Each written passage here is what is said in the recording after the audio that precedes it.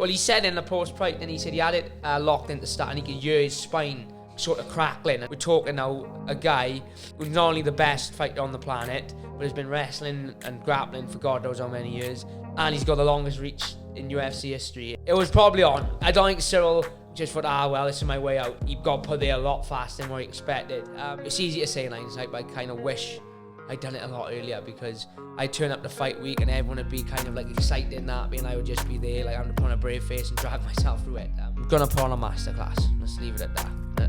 MMA masterclass, not a striking masterclass, not a grappling masterclass, an MMA masterclass. Some man they wanna chat shit till I knock them ain't like I'm Jack Level Short. to the game. Rolls hat, roll stack, my flow sharp like a hacksaw. We're live, baby. Let's go. Episode 28. 28, mate. Only because I just checked. That's right. We don't know. We can't count either. Every week goes by. It's just like a blur, isn't it, at the minute? Yeah, we've had a little bit of a break, not for any reason really, other than just class of schedules. Busy at the minute. Fights getting closser.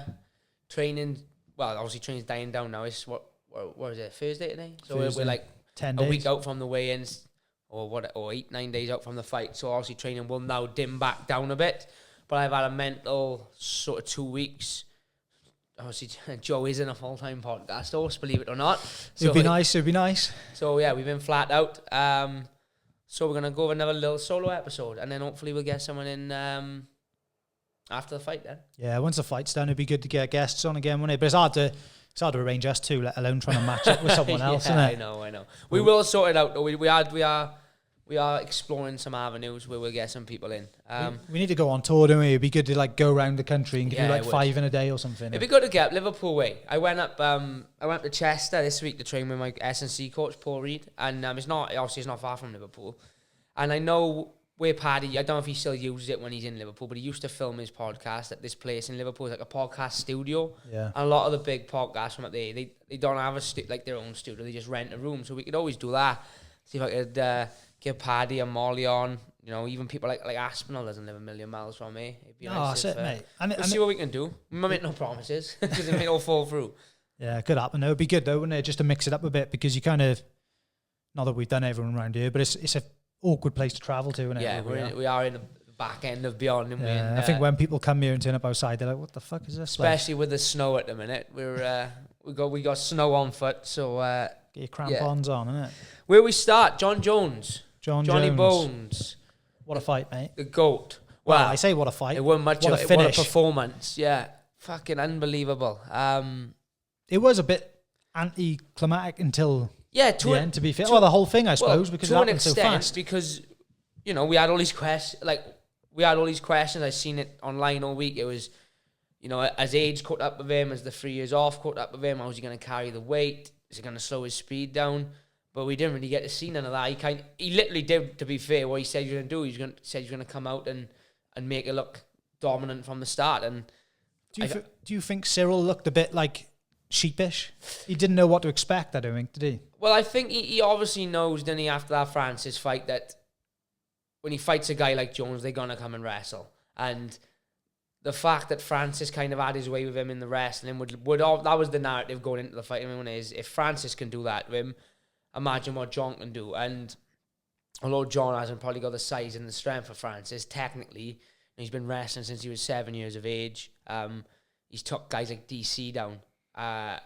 So it was always a matter of if he gets hold of him, he could be in a bit of trouble. It was just a case of, you know, can he get hold of him and can he get hold of him fast? But, you know, he did, didn't he? He threw a couple of punches and that was it. Hit the body lock, dragged him down, front headlock to guillotine. And I see a lot of people, like, again, classic Twitter, I see a lot of people saying, like, oh, he didn't even fight the guillotine.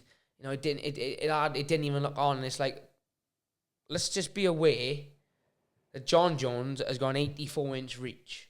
Now, that pretty much means he can lock up a guillotine from anywhere. Arms like a snake. And let's factor in, he's just done 3 years of strength training, so I can imagine. Well, he said in the post-fight, and he said he had it locked into start, and he could hear his spine sort of crackling. And it's like, you know, we're not dealing with fucking, you know, me chucking Joe in a guillotine and him being like, oh, you know, he didn't even fight that. It's like, we're talking now a guy who's not only the best fighter on the planet, but has been wrestling and grappling for God knows how many years, and he's got the longest reach in UFC history. It's like, it was probably on. I don't think Ciryl, just thought, well, this is my way out. I think it was like, he got put there a lot faster than what he expected. There's still a lot of questions, to be honest, in my opinion. Still a lot of questions unanswered, just because it didn't last no more than 2 minutes. We didn't see his cardio. We didn't see his striking, really. We didn't see his footwork. We didn't see if age has caught up with him. But the fact that it didn't go long enough for us to see all that kind of tells you what you need to know, kind of tells you that he is the best. Most people thought that anyway, but it tells you he is the best because he never even let it get to an opportunity where he could be tested. I think it's good as well for build up for his next fight, because if it went 2 rounds and he just absolutely whooped him, you'd be like, he's unbeatable. Whereas now you still feel like going against Stipe, there's still that mystery of, can he do that? Because it's a completely different fight. Yeah, and make no mistake, Stipe is a different kettle of fish to, and no disrespect whatsoever to Ciryl Gane, elite level striker, but just based on his performance against Jon and his performance against Francis, he's got a little bit of ground to make up in the grappling and the wrestling. He's and I seen stuff fight week that he said he didn't even train between the two of us a fight until the Jones fight got booked. So he's a super athlete.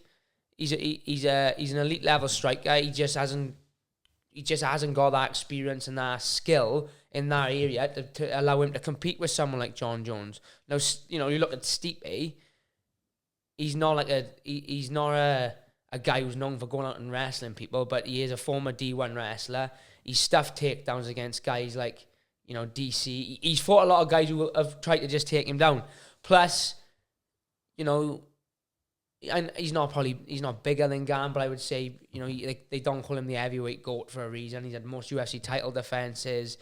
You look at his resume and the experience he's got in comparison to Gane, I think it's a different kettle of fish. But again, by the time they fight, it'd have been like, what would it have been, 2.5 years since Stipe's last fought. Yeah. But I'm seeing stuff online that apparently he's absolutely massive at the minute. Stipe. He's put on 20 pounds or something, isn't he? Yeah, like I think he was 230 when he fought DC, and there's people now, I heard Anthony Smith speaking this week on Ariel's show saying that I think he said he told Anthony Smith he was 252, and Anthony Smith was kind of like, if you were 252, I'll be very surprised. He said he looks massive, he's put on a lot of muscle, and you can't ever count Stipe out. He's one of them guys, isn't he? After DC knocked him out the first time, I just kind of assumed the same thing would happen in the second fight, and it didn't. I like Jones saying, you better make sure you're not firefighting leading up to this fight, because you're going to need to put everything in. And even then, it's going to be a waste of time. And if you then see Stipe come out and be like, I don't know if you're aware, but I've been firefighting for every fight I've ever had, so I think I'll be all right kind of thing. But that's obviously what they're looking to do. It looks like it's going to be International Fight Week, which would make sense. I've seen a poster flown around, but I think that's just a fake at the minute.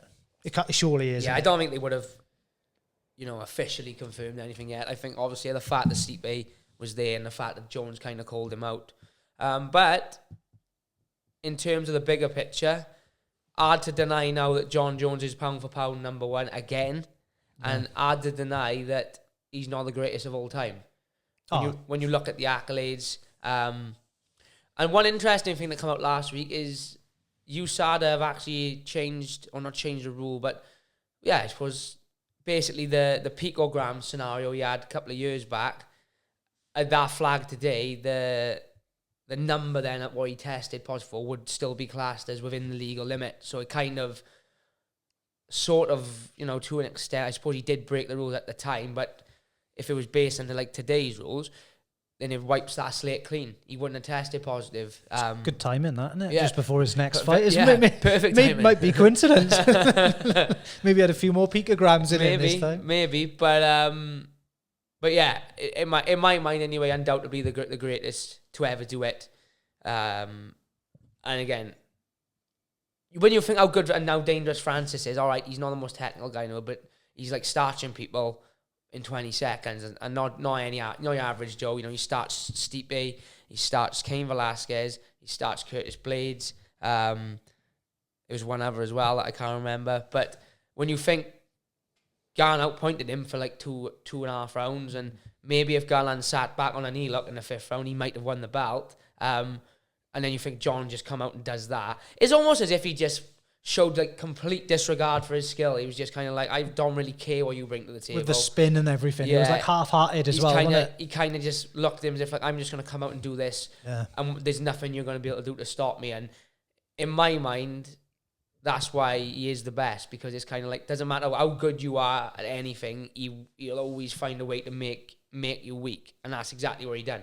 Yeah, and with Francis now, like, just to touch on him, I think he's in an awkward place now, because the longer time goes on where he doesn't book one of these boxing fights, his name value, I think, is going down slightly. Now, he's not attached to the UFC championship, and Jones is back as the GOAT, and everyone thinks Jones would probably beat Francis handedly. I think he's he needs to get that fight over the line quick, doesn't he? Yeah, he's doing all the right things, and he's tweeting, doing the tweets and all that. What I did see in the news this week is that Usyk and Fury has fell through pretty much. Oh, is it? Yeah. So, maybe he's now a shoe-in for that Fury fight. Who knows? But like, you are right. I think he kind of needs to get, because, like you said, his last win was against Gane, which at the time was a massive win. Now the fact Jones has gone and whitewashed Gane in 2 minutes, people are going to start, as time goes on, saying, well, it took Francis 5 rounds, Jones done it in 2 minutes. I bet Dana's like this, isn't he? Oh, of course he is. Of course he is. You see him this week saying Francis doesn't want to fight, and I tried to make the fight, and Francis doesn't want to know. Dana's doing all the things typically expected of the UFC to try and pull him back in. But I guess Francis has got his heart set on boxing. We'll see. I don't think Jones is going to be around for a long time. I think he fights Stipe. If Francis doesn't come back, then... and Brock Lesnar isn't up for a scrap, and then I don't think he hangs about any longer than that. I don't think he's not going to sit there and fight like your up and comers, like your Pavlovich, your Curtis Blades, your Tom Aspinalls. I don't think so. Anyway, I could be wrong, but I don't see that. He kind of indicated last week that he's got, including the Gane, he had at least 2. He said, and he's going to make sure he delivers on both of them, and maybe 1 or 2 more. But Didn't he sign an 8-fight deal, though? Like, do you think that's a little bit, if he's only planning to do 3, is that, like, stupid? Because you're kind of limited on what you can do then. Yeah, but I think that was probably the only way they would pay him the money he wanted to be paid, is like, well, look, if we're going to pay you this, we're going to tie you in for 8 deals, so you can become the GOAT again, win the heavyweight title, defend it once against our best ever heavyweight, and then, disappear to boxing or disappear to some mega fight. So I don't expect him to do the 8 fights. I think that was kind of UFC's way of saying, like, look, we'll pay you this, but if you are going to come back and fight, then it's going to be for us. It's not going to, you're not going to we're not going to build you up to be the best of all time and pay you all this money and then you go elsewhere, which does make sense for them. Go box Mike Tyson or something. Yeah, but I don't think he's not going to do 8 fights. I think he's 34 now. There's not 8 fights there for him. I mean, if you say Stipe, Francis, and Brock Lesnar, who else is there? Yeah. Tom Aspinall, Curtis Blades, Pavlovich. That's 6, and some of those guys are coming off, losses or only 1 fight win streaks. So that's he could lose to one of them on, like, as time goes on as well. Couldn't he? I don't think he's going to hang about to fight a young up and comer. I think he'll fight Stipe, because it automatically then, if he beats Stipe, it's like, you're right, he's beat the heavyweight, the guy who people call the best heavyweight of all time. If Francis comes back, he beats the most feared man on the planet. Brock Lesnar, if he was to fight Brock, it's just an out-and-out money fight. Will that happen though? Do you think? How old's Brock now? Brock's about 45. Really, listen. He is, though, a freak of nature. This is it. This is anything can happen with the UFC and Brock. Brock has just finished his WWE contract. Oh, is he? Yeah. And he's come out and said he's not re-signing with the WWE. Now, I'm looking into it too deeply, and he's just going to go to some other wrestling organisation. I don't see that any other wrestling organisation would pay him what the WWE's paying him. Perhaps he's just had enough and wants to leave that life behind and go and live a different life, which you wouldn't blame him. But he is a freak athlete. I don't for a minute think he would beat Jon Jones, but it would be one hell of a pay-per-view, one hell of a payday for the pair of them. And it pulls in that wrestling crowd. And again, it makes Jones a bigger star again, doesn't it? Because you will now have the wrestling fans watching Jones as well. But we'll see what happens. I don't really think that will happen, but I think, never say never, because UFC's fucking wild when it comes to Brock Lesnar, Oh yeah. Well, the amount of money involved in that probably, if Jones beats Stipe and that happens, I'll be up there with like the McGregor type pay-per-view, I'd imagine. Yeah, like one of the only, because Brock does that anyway. It would do $1 million at least. Yeah. Yeah. But yeah, the rest of the card was wicked as well. Hey, who won the picks? I think we drew. Did we draw? I think we drew because I had Gamrot. Yeah. And I picked Turner. Yeah. And then on the flip side, I had Neil and you had... Shavkat. There we go then. So we drew. Draw. Yeah, like just to go through it quickly, like Alexa Grasso, no one's seen that coming, I don't think, really. No. Submitting We Valentina. both got that wrong, yeah. I think 90% of people out there got that one wrong. Shavkat and Jeff Neal was one hell of a fight. I mean, you know it's a good fight. The fact that Dana gave Jeff Neal a fight the night bonus when he missed weight. Yeah. That doesn't happen. And do you know what? That's the first time Shavkat, am I saying his name right? I think I am. I think so. Sorry if I'm not. Don't come for me. We need to get Wikipedia to spell it out for us. But that's the first time he's looked even, not like he was going to lose. You've never been really real serious, but it was the first time he looked beat the ball or hit the ball really in a fight. He's pretty much dominated every fight start to finish. It was like that Hamzat Burns fight, really. Yeah, for it was exactly like that. Although he was pretty much in control of the fight, Jeff Neal, tough as they come. I was a little bit gutted that he got the finish, to be honest, because Jeff Neal put on that much of a good performance, for him, because people expect him to get whitewashed, because everyone's really high on this Shavkat, and I kind of wanted him to see the final bell, but it was a war and deserved fight tonight. Who else on it? What's his name? Bo Nickel. Bo Nickel kind of did what we expected him to do. I expect them to fast track him now. It'll be a big step up in his next fight. What do you think? Because a bit of controversy around that one, though, wasn't it? The nut shot, wasn't it, just before the takedown? I got to say, when I just watched it, I didn't really see much in it, but I could see on his face he was grimacing, but then because the ref didn't intervene, he didn't really say nothing, did he? Like, to the ref, he didn't kind of like hit me low. I thought he caught him to the body and he was kind of grimacing because but now obviously I see online that everyone's saying he hit him in the nuts. Whatever, it would have changed the result. They're trying to get it overturned, aren't they? Well, they might have a case if they can show the... Yeah. It's not like over here. You ain't getting a result overturned over here. But Nevada State, if you can show footage that, look... It may make it, in all honesty, getting hit in the nuts is not we have to fun, give him the it? benefit of the doubt, don't we? If he was struck in the nuts, then he did deserve... No bit of time to They recover. needed the break. Whether Bo would have come out and done that anyway, we don't know. But if he did get in the nuts, we would deserve to see different. But I think UFC are going to push Bo. I think they'll be eye on him. He's kind of he reminds me like Chael Sonnen, but without the trash talk. I think they're going to build him up to be like this American hero, the all-American wrestler. And then Gamrot and Turner, that was one hell of a fight as well. I picked Turner to win that, and after the first round, I thought, he's going to do this comfortably. But Gamrot, it was a typical Gamrot performance, wasn't it? Just cardio for days. Never once will you see Gamrot kind of disheartened by not getting a takedown. He'll just get up, reset, and he'll go again, and he'll go again, and he'll go again. It's and he done it on 10 days' notice. Yeah, I know, crazy. Do you know what I mean? 10 days' notice. Sorry. About 3 weeks notice, but he only done 10 days at American Top Team before he took the fight, which is his camp. Obviously, he lives in Poland. He goes to Florida for his training camp. But unreal. He's a fucking nightmare. If you get matched with Gamrot, it's got to be a nightmare to think it's going to be grueling. I'm going to have to be able to... I got to have an engine where I can go for 15 minutes against this guy. And but fair play to Turner, he looked just as good. I didn't agree with the 30-27 scorecard.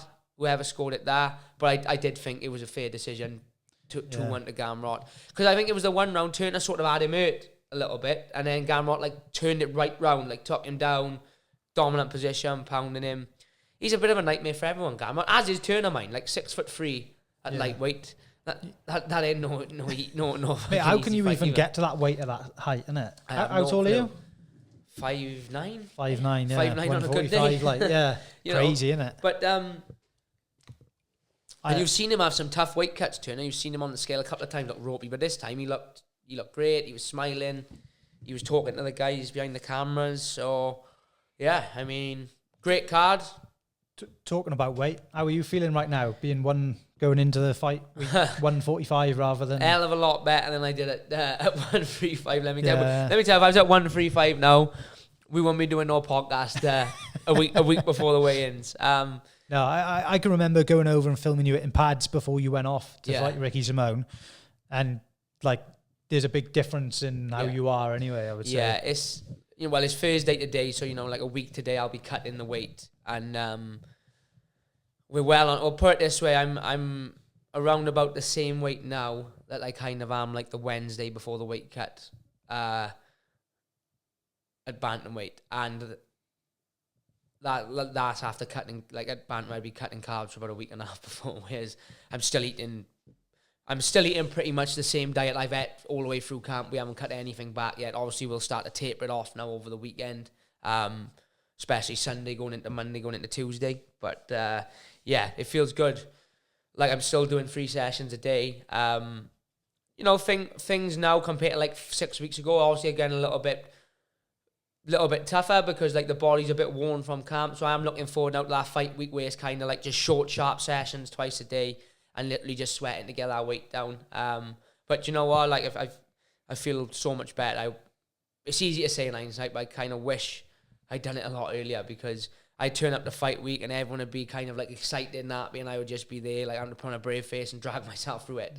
So I'm looking forward to actually going and enjoying fight week as much as you can enjoy. You're stuck in an hotel with my old man all week, but you know what I mean. When you're winning though, like you just think one more. Why would you change it when you like, oh, this difficult weight cut is getting me a win, isn't it? Well, we've been through it all, and we all over the last couple of months, but you're exactly right. And I've done a couple of interviews this week online and with the UFC and stuff, and like obviously people naturally ask about the move up, and like that's what I kept saying. It's easy to sweep it under the rug. It's easy to sweep the thought of a tough weight cut to the back of your head when you're winning. It's not until you hit a bit of a bump in the road that you kind of think like, right, so is that is that affecting my performance? Especially when you're ranked in that division, you're going to kind of lose that as well then when you go. In the gym, it feels like it. You know what I mean? Like when I compare my performance in the gym this camp to last camp, like I done my last spar last night, and usually at bantam, I was just kind of like, let's just make it through the session without getting hurt. Yeah. So when I compare my performance in the gym and my engine in the gym and my strength in the gym to what it is at bantamweight, I feel a hell of a lot better. Obviously, we'll see on the night what the crack is. But what day do you go up to London now? I go up on fight week starts Tuesday, so I obviously it's only in London, so I'm going to fly or anything. I'll train Tuesday morning, go home, walk the dogs. Give them one last run out, and then me and the team will drive up then. Happy days, mate. Bang in. Right, let's have a look. Conor versus Chandler. There's been a bit of beef apparently, but there hasn't been a lot said about it. They've kind of kept it behind the curtain a little bit, haven't they? I've seen they've done like a tough media day yesterday at the Apex, and I think it's kind of leaked out. What I seen on Twitter anyway, from one journalist was that. A fight. They had a fight, not an illegal fight. Two contestants fought in the cage. Someone got knocked out, and then they said McGregor have off the cage and pushed Chandler. So I'm not sure if one of Conor's guys have won by knockout, Conor off the cage to celebrate, because we do know there's a couple of his teammates in there. Yeah. Maybe Conor's off the cage to celebrate. Chandler's come in all like, what the fuck are you doing? And Conor's pushed him. Or as one of Chandler guys knocked out one of Conor's mates, Chandler's in there celebrating and Conor have jumped in, but apparently after the push, the teams rushed the cage. It was bonkers, and then the Nevada State had to split it up. So, fucking great promo. I can't wait for that episode. But I've seen it all week. You could kind of in like Chandler's media day that last week that they weren't getting on, and that's going to make for great telly though. 100%. Well, this is exactly why they've brought Conor McGregor, because they know. If I'm honest, the last couple of seasons of Tough have been dying, haven't they? Let's just say it how it is. It's been a dying show, hence why they've kind of eased off on it and have done more contender series. They're even powering out the slap league now before they're doing Tough, because I think the ratings have died down, because we live in such a culture now where they don't want out their characters who are, like I've been watching, as I've been running through camp, I've had my iPad, I've been watching Ultimate Fighter 1, and it's a fucking great watch. But some of the stuff they're saying and doing on there, if it happened in today's society, people would be like, you should be cancelled and you should be this and you should be that. Whereas, like, so they can't really have that on national telly now. But they know by bringing a guy in like Conor McGregor who's going to try and pull a reaction out of people. Yeah. And obviously, you know, you telling me if you went on Conor's team, you went trying to impress him and play up and try and wind the other team up. You know, it makes for ratings, doesn't it? So much exposure for these guys on Tough as well, compared to like the last couple of seasons. These guys, like, to be honest with you, I don't even know anyone who's come out of Tough the last couple of years, like off the top of my head. Whereas this season, you're definitely going to get characters because they're going to be linked to Conor McGregor. I would bet that if you compare this season of Tough to whatever the last season was, the viewership will be like 4 or 5 times per episode what it was. Simply because they want to see McGregor. You know, everyone, when you watch like the Embeddeds and all that, when it's a McGregor fight week, the views are insane compared to what they usually are. So especially when it's going to be on ESPN as well, because it's on the main channel, isn't it? Someone was saying. I think it is, yeah. Yeah, so that's going to make a difference straight away. And then you factor in then that obviously they're going to use it to build, like they're going to air it probably, eight weeks or so before, or 10 weeks before Chandler and McGregor fight. It's kind of like you're getting your weekly dose of, you know, these two are going to fight. And this footage of that, whatever happened in the cage as well, that's going to be used massively in the promo for their fight. It's like going to be like Khabib in the bus type thing again, isn't it? Like throwing the dolly, yeah, 100%. I can't wait for it. I've got former opponents on there. I've got guys who I know, not know well, but know of from the UK circuit or the Irish circuit on there. Yeah, I seen the list release. Hunter Azua's on there, Valiev's on there, and then guys like Lee Hammond is on there. When I done the IMAF, I was in one semi-final and Lee Hammond was in the other semi-final, so we could have ended up fighting. He was World Jiu-Jitsu champion at the time, but obviously I ended up fighting a guy who beat him. But, you know, I kind of know him, so you got to have that natural bit of interest anyway to see how they do. But yeah, it's that's going to be awesome. It's going to be a good show. And they've done it good as well by bringing in tough UFC veterans, I think, because naturally they'll pull in people will be like, I've seen him fight.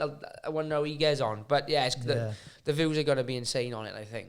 Don't forget as well, guys, Fight Night merch is now out. We've got the Supology tank t-shirts and the hoodies.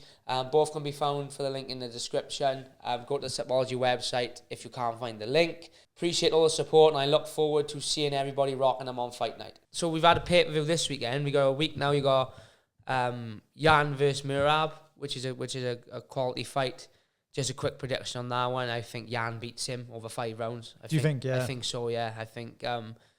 First couple of 2 rounds will be rough, but I think he'll eventually work out how to keep his distance. He's a master of range, Jan. So I don't think Merab will be able to just come bullying forward, trying to, you know, bull rush him, take him down and pin him. I don't see that happening. I know Aljo had success of it.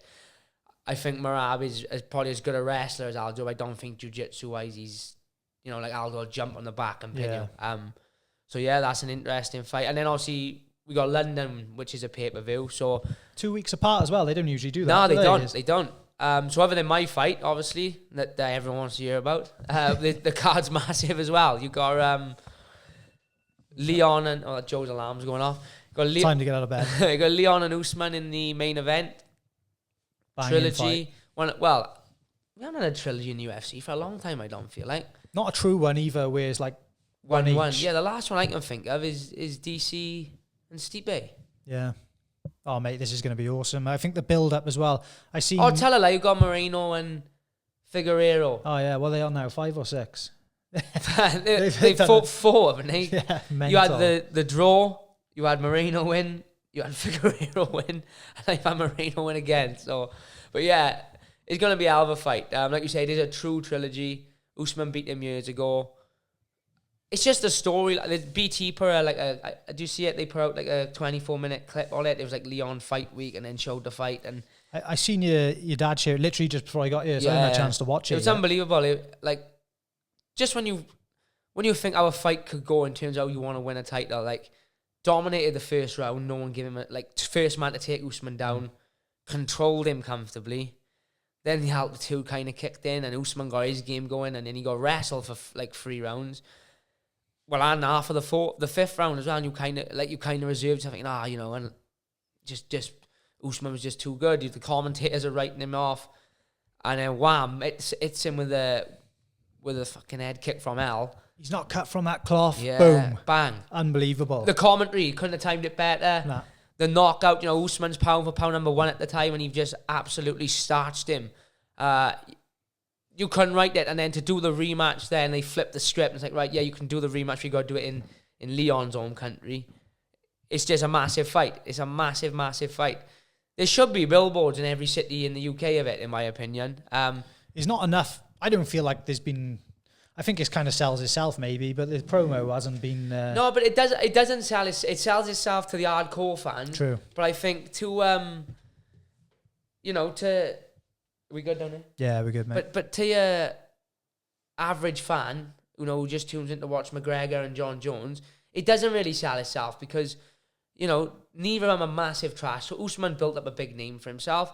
We all know Leon's a beast, but outside the UK, I think they haven't done a massive amount. I think they could have, it would have been nice to see him do the same with Islamabad, do like a world tour, like they did like the McGregor Mayweather. Yeah. It's that big a fight. It's like, it's a trilogy for the biggest prize in the game, and obviously it involves a guy who 6 months ago was a pound for pound number 1 fighter in the world. It'd be like now if Stipe knocked Jon Jones out, and then they do a rematch, and I'm not doing any promo for it. Yeah, it's like it would make no sense. Do a world tour, like do a UK and an American press conference. It's the biggest, like their stories as well, like Leon's story from growing up, and Kamaru's got a crazy story where his dad was in prison. Yeah. Like they could build so much around this. You could do a. Can you remember when I know they do the countdown, don't they, UFC? Can you remember when Mayweather used to fight? They would do the all access or the 24/7s, and they would do free like 45-minute episodes at like 10 weeks out, like 6 weeks out, and like 2 weeks out. You could do like a document. You could do a series on it, couldn't you? Like you said, Usman's got a mental background. Father went to jail for a crime that they say he didn't commit. Leon's got a mental background, coming from Jamaica. His father brought him from Jamaica because he was involved in a life of crime. He ends up getting killed, and then he goes on to win the UFC world title. And then the fact that they've got the history themselves and how the fight went, it's mad that they haven't. It should be everywhere. You should be seeing it on you should be seeing adverts for it in between the football. You should be seeing mainstream media covering it, like your ITVs, your BBCs. I can't work it out, but... Is it sold out? I don't think it's sold out yet, is it? Well, I think technically it's sold out, but so you've got the touts fucking trying to sell tickets for £1,000 when they're worth £200. I was looking, is like £800 to be up in the gods. I was like, fuck, there's no way. Like, it's not going to pay it. And what will happen? They will come down.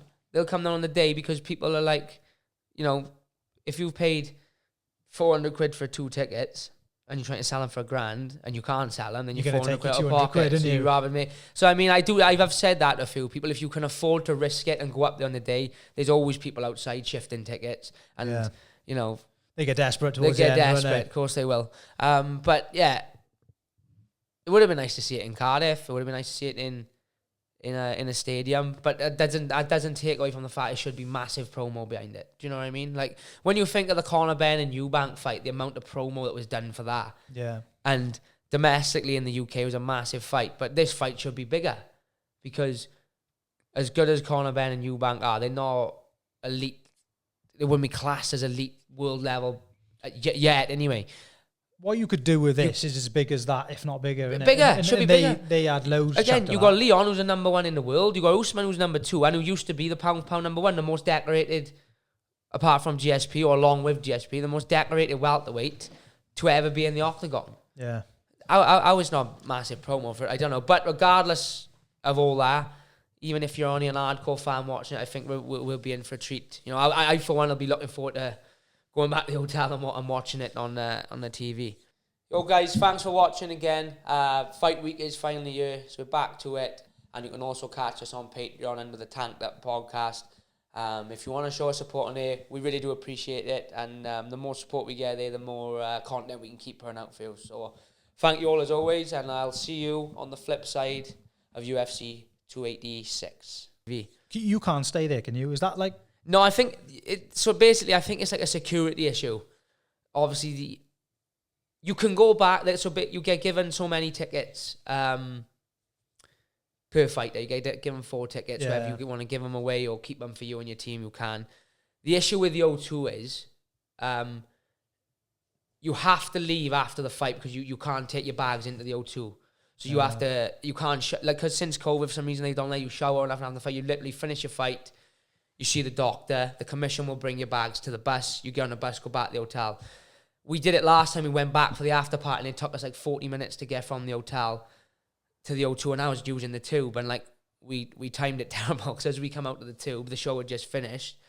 So I'm walking into the after party, which was back at the O2, and I got fucking swarmed. It took us like another half hour then to get through, because people are stopping for pictures, and so it was a bit too much ass. You know, if it was like the hotel was across the road, like in New York or in Vegas, you can kind of walk there from the, do you know what I mean? So it wouldn't be so bad then, but... I hate messing around on the tube. Yeah, as well. no, it's not. My old man and Carl and all that, they're all old school, they're not into all that, so... there's always kind of like a bit of a party at the what's it called? The Fighter Hotel bar afterwards. So I'm guessing they'll put the fights. If not, I'll be taking my Xbox fight week anyway, so I'll just get the BT app on there. But oh mate, it'll be good. Yeah, I mean, and then you got the co-main. Then you got Fiziev and Gaethje, which is worth the ticket. Well, maybe not. I think that's got the American market though. Maybe as well, not the ticket tout prices, but it's worth the fee alone if you can get standard tickets, because that's. For as long as that lasts, it's just going to be pure violence. I've seen a lot of Gaethje's video vlogs leading up to this. I've been following him, and he looks like he's doing a lot of wrestling. So I'd be intrigued to see if he comes and uses his wrestling this fight. I don't think he'll completely come out and make it a wrestle fest, because he's Gaethje, but I think I wouldn't be surprised to see him mixing a few takedowns. But Fiziev is so good on the feet. He's kind of got to, because if he comes for a pure striking match with him, then... Yeah, and he's been he hasn't let himself down, but he hasn't utilised his wrestling, has he, over the last couple of years? People don't realise he is an elite level Division 1 wrestler. Like, he could out-wrestle most guys in that division, and he just knows he can knock people out with one punch and likes to bring the violence. He's fell in love with it, isn't he? And I think, like, you see that over the years with lots of people, didn't you? Whereas I don't blame him either. And also, that's what's made him a fan favourite. If he went out and wrestled every fight, he wouldn't be the person he is, would he? Apart from his loss to Khabib and his loss to Charles, every win or every other decision loss he's had has had a performance than I think at one point he had more performance bonuses than he did fights. I think there was like 2 fights where he had fight of the night and knockout of the night. So when you've seen him against Khabib though, you know, like for a lot of that first round, you were thinking Khabib ain't going to be able to take much more of this. Like the kicks. You was thinking that. I was thinking that. I wasn't thinking that. I was thinking this guy's just, his father's just died. He's a Russian lunatic. I was thinking you have to literally chop his leg off to stop him from maybe. walking. I thought he was going to take his leg off for a bit. Oh, he did. And he had him hurt, didn't he? But I just think to stop Khabib that night, you would have needed a shotgun. And even then, I think he would have still been trying to take you down after that. But yeah, as well, I mean, there's some really good fights on the card. You've got Vittori's fighting, I don't know, how do you say the guy's name? Dolaziz or something? He's a Georgian guy. He just had a really good win over Jack Manson. Like, that's a really big fight. Sam Patterson, who we had on, we had on is fighting. I was hoping they would get Modestus on, but he's just had a fight. He's just fought. Yeah, I was mad at that turned around pretty quick. Well, I seen him say he would be up for another short notice turnaround. But you know, obviously they must not have made it happen. Makayev's fighting, and Jai Herbert's fighting, the guy who just beat Mason Jones. You know, it's some really good fight. There's some really good fight. Christian Duncan, our pal Christian's making his debut. I'm trying to think who else is on the main card. Joanne Calderwood is fighting on the main card. There was one more fight on the main card. I don't know if it's dropped off or what. 286, isn't it? Yeah, but it's a real decent card. It's quite It's not that many British guys on it, all things considered. I know, like, Lerone and Wood were going to fight. I think Gunnar Nelson. And Barberera. Cancelled that. Yeah, Rodriguez is out. Brian Barberera is in. Ah, right. Which is, you know, Gunnar will probably sub him quick, but I love Barberera, so I'm hoping he can make a bit of a fight of it. But so you're, like, top of the... I think at the minute I'm top of the prelims. Don't take that for gospel, because things do change, believe it or not, fight week. And, on Google you are anyway at the minute. On Google, yeah. So, wicked card. Looking forward to it now. Looking forward to getting this weekend out the way and getting up there and getting back down to business. Right. Let's lay it out for him, Jack. What's the plan? What are you going to do to him? Stand and bang. Stand him nice, bro. Look, I'm going to go out there. I'm not even thinking game plans of this fight. I think last fight I got way too caught up in trying to stick to a game plan and worrying about what my opponent was going to do. I know what he's good at. That'll be in the back of my mind. But I'm just going to go out there like tank of old and just fight. And If that means keeping it on the feet, if I feel like I can take him down and sub him, then I'll do that. If I feel like I just got to keep out striking him, then I'll do that. But I'm going to put on a masterclass. Let's leave it at that. A MMA masterclass. Not a striking masterclass, not a grappling masterclass, an MMA masterclass. Boom. Bash. Call it a day, is it? Yeah, thank you all for watching. And I shall see you all at UFC 286. Watch out. Yo guys, thanks for watching again. Fight week is finally here, so we're back to it. If you enjoyed the episode, please do like, share, subscribe, comment.